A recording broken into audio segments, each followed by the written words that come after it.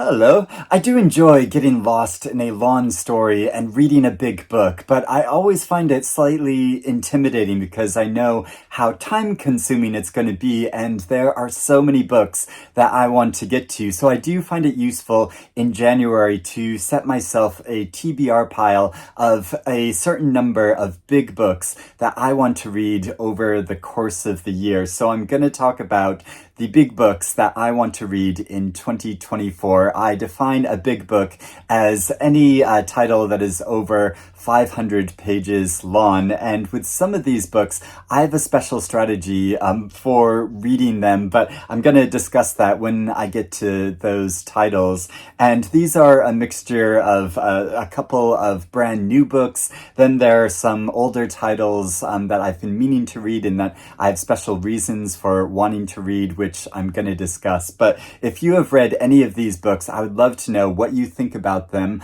and if you think they are worth the time of and commitment of reading these books. Let me know about that in the comments below, or if you're interested in reading any of these books alongside me, let me know if you're interested in them as well. First off is a brand new book, which is a debut novel with an absolutely gorgeous cover called Hours by Phillip B. Williams. This novel begins in the 1830s, and it follows a woman named Saint, who is a conjurer who possesses magical abilities that allow her to completely level plantations across Arkansas. And as an aside, did you know that some English people pronounce the state of Arkansas as Arkansas, which kind of makes sense, but I always find it really cute when some English people pronounce it that way. Anyway, when she is able to level these plantations, she frees the slaves from them and takes them to a town north of St. Louis, or is it St. Louis? And in this town, she's able to magically protect it from the outside world. So people there are able to live and try to thrive outside the greater concerns and the slavery in America at that time. But then this community comes under threat when her powers start to wane, and the residents of this community begin to wonder if they've traded one form of bondage for another. So this draws upon traditions of African American literature and Black surrealism and spirituality to create this very inventive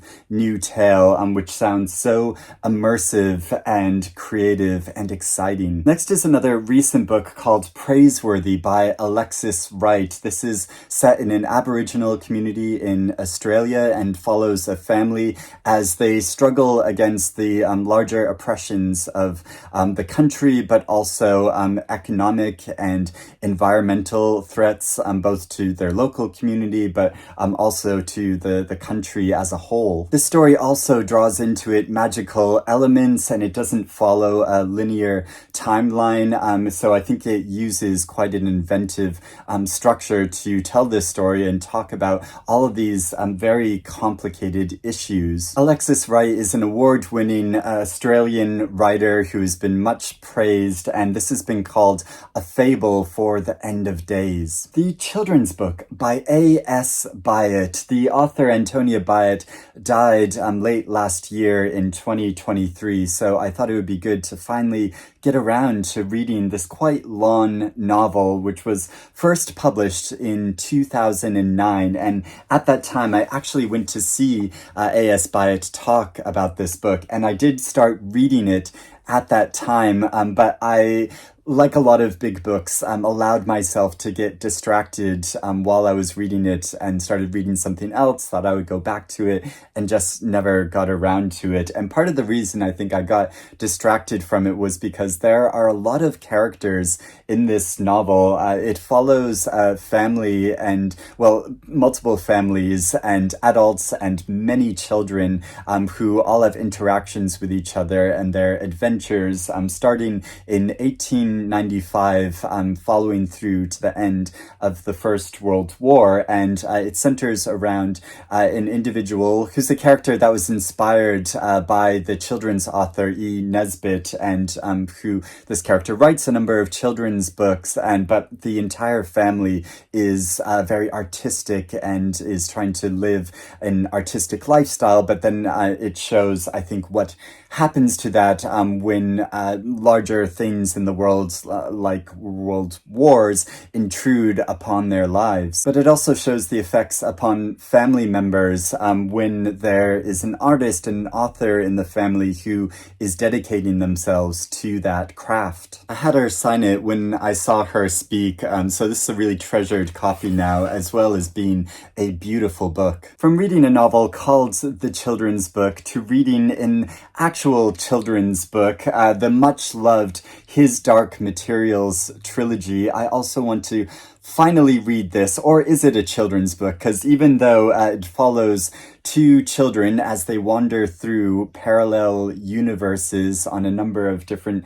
adventures, and it involves a lot of magic, it also involves a lot of ideas about physics and philosophy and theology. And so Philip Pullman wrote the series of books from 1995 to 2000, and there are so many readers I know that just absolutely love this trilogy and think of it as a kind of like foundation of their reading experience. And I feel slightly ashamed that I've never read it before, but I think this will be really enjoyable to finally get into. And also, this is part of my strategy for reading these bigger books, because this is not technically one book, but a trilogy of books, that I can kind of break it up over time, and I can read the first book of Northern Lights, and then maybe read some books in between before getting to The Subtle Knife, and read some more books, and then get to the Amber Spyglass. And of course, if I love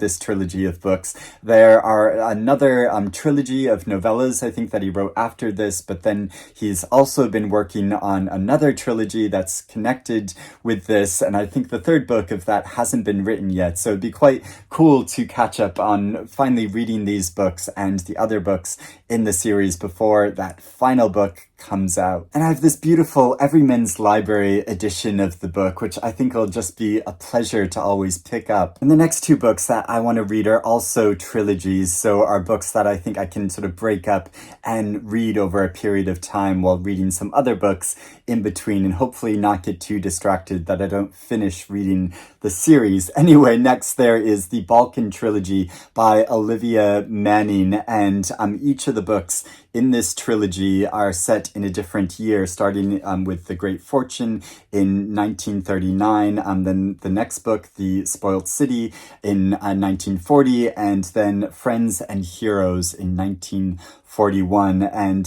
this begins in Bucharest with an English couple who move there to live and work and try to start a life together. But then, of course, World War II starts to intrude upon their lives, and so it follows their journey trying to survive in this politically tumultuous environment and what is occurring in Europe around them. This is based upon the author's own experiences, and again, everyone I've spoken to about this trilogy has absolutely loved it, and I slightly missed there was like a read-along for this trilogy last year that I wanted to join into but just didn't have time to, so I want to finally get to reading these books. And again, I think she wrote another trilogy after these books, which are like connected with the same story and characters, that if I really enjoyed these, then I could get to reading next. And the final trilogy of books I want to read is Septology by Jan Fosse, which is translated from the Norwegian by Damion Searls, and Jan Fosse won the Nobel Prize for Literature last year. I had read the first book in this set, which isn't exactly a trilogy, even though it was first published in 3 books by Fitzcarraldo Editions in English when these first came out, but it actually comprises of 7 books. So yeah, I have read the first book, Septology 1 and 2, called The Other Name in this edition, and but this follows an aging painter named Ashle, who's a widower and lives in a very remote town in Norway, but he also has a doppelganger who's a kind of double of himself, if his life had gone in a different way, and we follow him as he has encounters with his neighbor, but also encounters his memories in this really interesting way, and kind of moving through the physical space of his memories almost, and but also his reflections on art and religion, and so it covers a lot of big subjects, and it's really beautifully written, and I did really enjoy The Other Name, though when I got to the end of it, I didn't like how it ended. I felt like it was too much of a like neat ending, or way of like tying it all together, or was kind of a shortcut of suggesting bigger things that occurred, but maybe that's developed in a much more interesting way in the second book of I Is Another. So yeah, I do want to finally get to finishing reading these,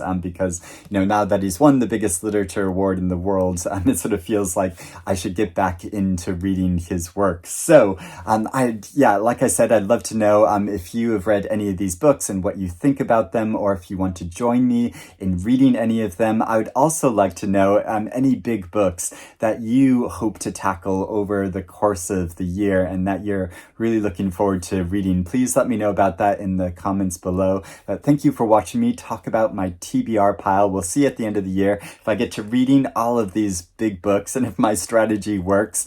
I hope you're doing well and reading good things, and I will speak to you again soon. Bye-bye.